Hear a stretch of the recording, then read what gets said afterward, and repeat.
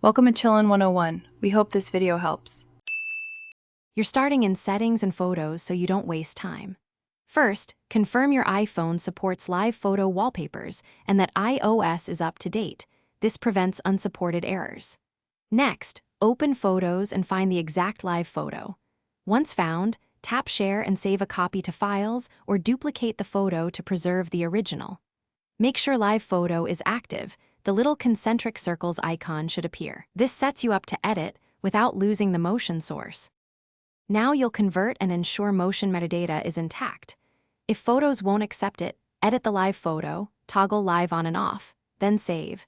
This refreshes metadata. If you have a video, use the Shortcuts app to run a conversion shortcut that turns MOV into a live photo.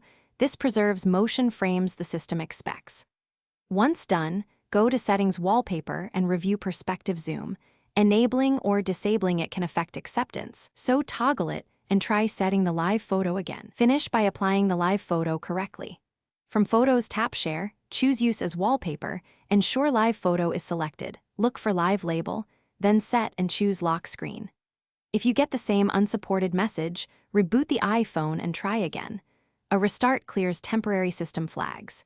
If that fails, resave the file from Files back into Photos or rerun the Shortcuts conversion to regenerate proper motion metadata. And finally, confirm iOS is updated. Often the update fixes subtle compatibility bugs.